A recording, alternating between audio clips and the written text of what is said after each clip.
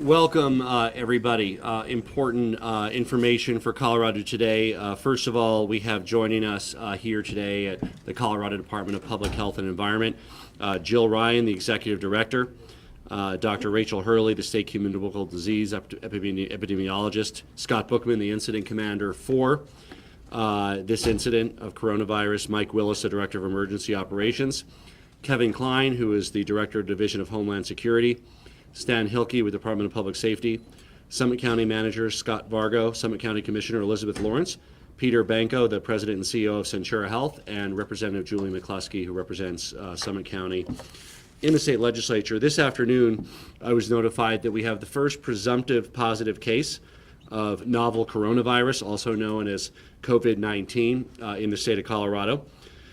Because testing was conducted at the state level, the case is called presumptive positive. It's called positive when it's verified by CDC, but so far our state lab has run approximately 93 tests that have come back negative, and there are 38 tests that are pending in the lab. We expect that CDC is running on about a 48-hour timeline, but we have every reason to believe that, of course, our state lab, which has been tested, is doing these tests correctly, and this one came back as presumptive positive and is now being sent to CDC for official confirmation. Here's what we know. The subject is a male in his 30s who was visiting Summit County from another state. He traveled to Italy in mid-February, where there was an outbreak occurring, and also a travel companion of his is a known case of testing positive for coronavirus in another state. Upon returning from Italy, he spent time at home, then he traveled to Colorado on February 29th via plane. He was asymptomatic at the time. That means when he traveled at the airport, when he was on the airplane, he was asymptomatic, which means there is a low risk of transmission, non-contagious when you're asymptomatic generally, and that's according to the latest information from the CDC. Therefore, there's no reason at this time to believe that other travelers were exposed per current CDC guidance. We've also been in touch with DIA, and we have shared the information that we have at this time. The subject traveled from DIA to Summit County in a rental vehicle and met with friends where they stayed in a condo in Summit County. We know that he was there for outdoor recreation, and we're confirming those details. On March 3rd, he developed symptoms and went to St. Anthony's Summit Medical Center in Frisco, which is owned by Centura. On March 4th in the afternoon, a sample was taken. Today, March 5th, the test was conducted at the state lab, again, with the positive result, presumptive positive result. The patient was advised for his health to be transported to lower altitudes. The patient was feeling well enough to travel in a private vehicle with his fiancee to Jefferson County wearing a mask. At this time, he is now recovering in isolation in Jefferson County. His fiancee is in quarantine. His close contacts in Colorado, including the two friends that were Colorado residents that were with him on this trip, have also received quarantine instructions, and the quarantine orders are pending for those two additional individuals. Public health practitioners are investigating and will attempt to notify anyone else who may have been exposed because of this case when necessary. We will have Peter Banco is here from Centura Health to talk about that side where the exposure was limited to 4 personnel at St. Anthony's, all of whom took the appropriate precautions and all of whom will be tested. I also want to make an additional announcement that as we were preparing this announcement, we received word of a second presumptive positive case here in Colorado. We hope to have details on that later today. That recently came back from the lab, and we expect to have details. It appears to be a non-connected incident to this first incident. So that's all we have at this point, and we expect to have more information later this evening. As we informed the public earlier this week, we have been preparing for and expecting this situation for some time. We have an incredible team in place to keep Coloradans safe and to contain the spread of positive cases by acting quickly. we can have a better outcome for Colorado. We've engaged the state's emergency response plan. We've opened the Emergency Operations Center, which is currently operating at level 2. And that means that we are going to expand testing so we can contain and isolate those who have become infected, anyone who is in the chain of contact with a known presumptive positive or positive case while they were in Colorado. And through our emergency response plan, we're coordinating with hospitals and universities to increase testing capacity. Current capacity at the state lab, 160 tests a day. That's with the regular shift. We can run another shift of people, and we believe even with the current resources, we can be somewhere between 200 and 300 tests a day if needed. And of course, we're working on vastly expanding that capability as well in the future, working with hospitals and universities. But we have the ability to at least do the testing for the people that are in the chain of contact in these situations. The more we can test, the quicker we can identify, the higher the likelihood of successful containment is. It's really that simple. Now, again, it's important to put this in the context. At least 80% of coronavirus patients recover after self-treatment and have mild to no symptoms. If they have symptoms, they can treat them with over-the-counter medications. But 20% of cases or so are more severe and might require additional treatment to avoid the risk of dehydration and for respiratory distress. We also know that older individuals and immunocompromised individuals are at a significantly higher risk level when it comes to most illnesses, and that would include coronavirus, and that would include the flu, and that would include many other illnesses. So again, a disproportionate number of the fatalities and the greatest danger to Coloradans is for immunocompromised and older Coloradans. There is currently no vaccine to prevent or to reduce the spread of COVID-19, but we do have some suggestions about how to protect yourself, and many of them are common sense, but that doesn't mean that they shouldn't be said over and over again, because it's important to hone up on what works to avoid contagion. Avoiding close contact with people who are sick, avoid touching your eyes, nose, and mouth, staying home from work when you're sick and keeping your kids home if they are sick, covering a cough or sneeze with a tissue and then throwing the tissue promptly in the trash, clean and disinfecting frequently touched objects and surfaces using a regular household cleaning spray or wipe, and very importantly, washing your hands regularly with soap and water for at least 20 seconds. Putting the soap on and really scrubbing your hands underwater for 20 seconds after going to the bathroom, before eating, after blowing your nose, coughing or sneezing. And in addition, if you're using an alcohol-based hand sanitizer, make sure it's at least 60% alcohol content, and wash hands with soap and water. Coloradans get sick every day, and I don't want anybody to think that, to panic because of this. And if you have a fever, and if you have symptoms of a respiratory illness, such as a cough or difficulty breathing, so again, that's the symptoms we're talking about here. This is not a stomach virus. This is a respiratory virus. And if you've been in close contact with a person known to have coronavirus, or if you live in or have recently traveled to an area with ongoing community spread, and again, I encourage you to look at the CDC website and the internet for those details. In this case, it was Rome. We also have community spread in California and Washington State. If you can meet those conditions, then consult your healthcare providers. Healthcare providers, in turn, have been instructed to notify CDPHE and the CDC to determine if testing is needed, if it meets the standard and the protocol for that, and we move forward from there. At the end of the day, we have a very robust healthcare system in this state. We have a comprehensive plan in place. We've been preparing for this moment. We are now in execution mode of this plan. We have highly competent officials that are working to contain the spread, and I have full confidence in our state officials and health professionals to respond to this threat. We expect to continue to expand testing capacity, and even within the current context, we have the ability to test everybody who is in the chain of contact in this first case and in this expected second case, presumptive positive, that we will have more details on later this evening. With that, I'd like to turn it over to Jill Ryan from the Colorado Department of Public Health and Environment.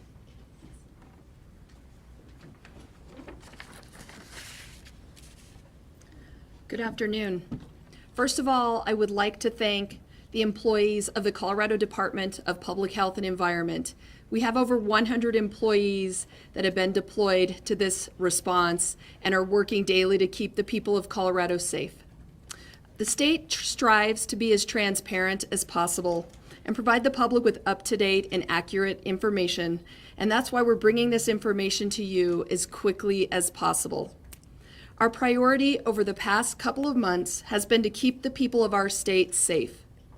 Our staff has been working around the clock, anticipating that we could see a case, but doing everything possible to ensure that if we did, we could limit and slow the spread. We continue to assess and test suspected cases, identify people who may have been exposed to cases, and determine the need for monitoring, isolation, quarantine, or other restriction of movement and activities. We are acting on all presumptive positive cases as if they were confirmed, because a quick response is essential to minimize the spread of the virus. Public Health is working closely with the CDC and local public health agencies across the state to ensure our response is proactive, strong, and collaborative. And we have wonderful partners in our local public health agencies that cover every county in Colorado. We have pandemic response plans ready to go. We have built tools and protocols to monitor travelers and other individuals who may be exposed. We have the infection control expertise we need. And perhaps most importantly, we've built strong relationships with our local public health and our healthcare partners. The sooner we know we have a positive case, regardless of severity of illness, the more effectively we can respond to, limit, and slow the spread. Colorado is taking an aggressive approach to testing, and we are testing cases that may be suspect and people that aren't yet hospitalized. This will help us detect the virus earlier. We'll continue this approach as long as we have the resources and capacity to do so. In addition, healthcare providers do not need pre-approval from public health for testing and specimen submission. So what people can expect is, because we're testing more frequently, we're going to start to see cases more frequently.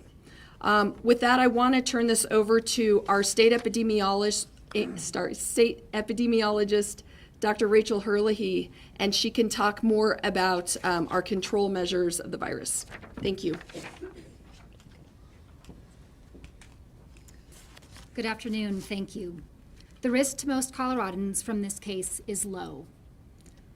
What we know from our contact investigation thus far is that the patient's travel did not put many others at risk.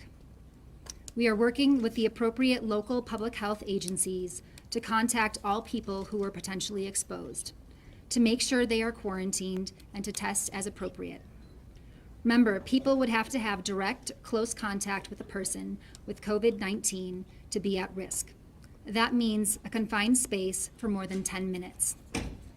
We understand that people are very concerned about catching this illness, and we do expect to have more cases here in Colorado in time. Those simple, everyday actions like washing your hands, covering coughs and sneezes, and staying home when you're sick will make a difference in limiting and slowing the spread of this disease. Thank you.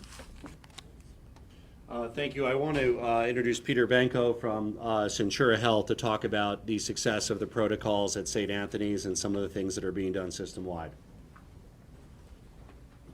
Thank you, Governor. So Centura Health has had a plan for a long time to prepare for such an incident. We've taken all the appropriate precautions. So we've got for our communities the appropriate personal protective equipment, pharmaceuticals, and other supplies needed to handle any cases that came to us. We opened our incident response for our Centura system earlier this week, and at each of our 17 hospitals to prepare for such an incident. Our incredible caregivers at St. Anthony Summit Medical Center followed CDC guidelines for care of the patient exactly, using personal protective equipment and putting the patient in a negative pressure isolation room. we coordinated care of the patient with the Summit County Health Department and CDPHE, and we'll continue to do so, as well as the governor's office. We notified all of our associates at St. Anthony Summit Medical Center as soon as we found out the presumptive positive. We were also notifying the 4 individuals that were impacted, and as well as all of our 21,000 caregivers across our system, so that we're prepared for the next case that comes to one of our clinics, ambulatory centers, or hospitals. With respect to the 4 individuals that were caring for the patient, we will be following CDC guidelines, as well as giving them the free testing that's available by the state. Thank you. Thank you. We'd be happy to answer any questions. Yes. Are you on a trajectory, you foresee a trajectory to a state of emergency like other states have deployed today, or what does that look like if you pull that trigger? Again, this is the first incident in Colorado with a presumptive positive. We have a second presumptive positive. If the emergency powers are needed to keep the people of Colorado safe, I won't hesitate to invoke that authority, but it's not being invoked at this point. Where is the second presumptive positive? Is the teacher that was in the Boulder Valley School District? No. Again, details are pending on on that. They'll be available this evening. At this point, there's no known connection to the first case. So unless additional details come out, it will be treated as a second case, and that information will be more information will be made available this evening. How many tests do you have here in Colorado? I know the federal government came out today and said they didn't have that million number that they were trying to hit. And are you concerned at all that you may not have enough? So Congress has, the House passed yesterday, I believe the Senate passed today, a supplemental of about $8 billion. Included in that are a couple things. One is increasing testing capacity nationally. Secondly, will be approximately $9 million for public health in Colorado. That's our estimate of what would be received. Again, when you're talking about resources, when you're talking about emergency authority, it all depends how much this grows. Now, again, our hope is that by acting quickly, by acting boldly, in this case, in the second case, and any other cases in the next week or two, we hope that we don't need additional resources. We hope that we don't need to invoke emergency authority. Again, depending on what happens, we stand by and we're ready to do that. But at this point, our hope is to act quickly enough to avoid that. Yeah, this first presumed positive case, did this individual expose people at our ski areas or in businesses in Summit County? There are, again, 2 people that are Colorado residents that traveled with him and recreated with him, his fiance as well. They are under quarantine. Right now, they have pending quarantine orders on those individuals. And as part of the interview and health evaluation process, we're learning if there's anybody else that he came in contact with that needs to be placed under quarantine. Can you clarify that he was here to ski or board up in Summit County? That's what he was doing, the outdoor rec? We don't have the information on what kinds of outdoor recreation he was engaged with, but he was here for outdoor recreation in Colorado as a tourist. Engaged in any of that before he got ill? When he arrived here, he was healthy, and again, he recreated with his friends who are now under a quarantine order. What about that condo up in Summit County where they were staying? Is there an effort to do anything to contaminate that? So, you know, again, what Summit County, we can turn it over to Summit County Public Health, but they are looking at anybody he might have come into contact with, and make sure that those people are given the appropriate warnings. Does anything else from Summit County? Yeah, that's good. Only comment I would make on Summit County's behalf is that we're working very closely with the state CDPHE on the investigation and all the efforts, and we've been working with them leading up to this as well. Summit County has pandemic planning in place as well. We've opened our EOC, and we will continue to work with the state to identify any other concerning areas. Well, you can't say for certain that there's like an effort at that condo necessarily. Not at this point, I can't say that. Can you identify yourself, please? Summit County Manager Scott Vargo. How's his health now? I mean, I'm in touch with him. I look forward to having a conversation with him tomorrow. He, I think, was taking this information in stride. He was just given the diagnosis this afternoon, and I'll be connecting with him tomorrow. The period of the isolation will likely be 14 to 21 days at least. And so, it's important that he maintain that. It is an isolation order, and we're going to try to make him as comfortable as treatment at this point. the status of She is under quarantine with an order pending. is somebody who actively has the symptoms. Quarantine is somebody who's been exposed. And she either, as of this moment, either has or it is pending moving from voluntary quarantine to an ordered quarantine for Where her. in Jefferson County is it being quarantined? That's all the information I have. They're in isolation and quarantine in two different, they're not in the same place, obviously. One is symptomatic. Can you say that? I don't have that information, but might have come into contact can have that, can make sure that they know that they were put at risk. Are those on the plane at risk? According to the CDC guidelines, therefore not at risk. Just to be clear, was it DA? Yes. DIA, rental car is how he got there. Can you clarify how many, you said 4 people in? There are, so again, one under isolation, that's the patient, 3 quarantine, 2 friends who are Colorado residents, and his fiance who traveled with him. Okay, and the healthcare workers, that's out of quarantine? No, they took the adequate precautions, and they will be tested, but they took the precautions, and at this point, there is no quarantine recommended for them yet. Is the thinking he may have picked this up in Rome? Again, what we have on information is that one of his associates, let me see what the word we have here is, a travel companion of his to Italy is a known positive case of COVID-19. So he traveled with somebody who was later diagnosed with COVID-19. Did he go to Italy? Yes. He traveled to Italy with a travel companion. His travel companion had earlier been diagnosed with COVID-19, and now he is presumptive positive for COVID-19. For Mr. Banco, we've heard reports that the hospital or the health center in Summit County is on lockdown. Is that correct? Or are they doing anything special there? No, that's not true. We're available to care for everybody. We've notified all of our associates this afternoon, including the 4 that are there. There were only 4 people that were exposed, and we're taking following the CDC guidelines and making sure they're getting tested. So no, we're open and available for business. Did the patient walk in and say he had these symptoms, or did he call ahead of time to let you know? We knew, I can't get into the details, but we knew the patient had concerns about his illness ahead of time, so we were able to take the appropriate precautions when he arrived to the hospital. If other people think that they may be sick, should they call or care and potentially put more people at risk? All of our staff are prepared, so if someone presents with the CDC guidelines around preparation, all of our staff know what to do and are fully prepared to take care of somebody. So whether you call or not, we're prepared. Can you clarify again, the way that this might change the testing criteria? We already know what it has been, and then this, if they come in contact, I guess walk through that again. Of course, we'll continue to honor testing criteria. In addition, we will aggressively use testing for anybody in the chain of contact with this first case, as well as the second case. And I guess that kind of develops as you figure out. Again, these are based on interviews with the patients, who they might have come into contact with.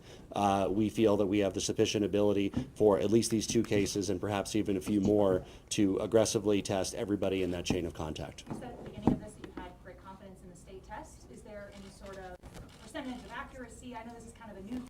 What can we say about that? No, and we call it presumptive positive. That's just what the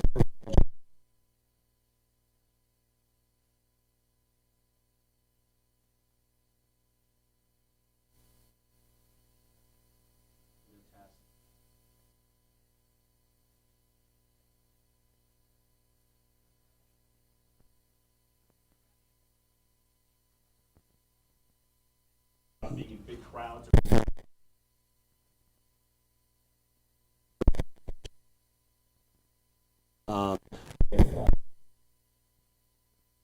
If you see somebody coughing or sneezing, it's usually not a good idea.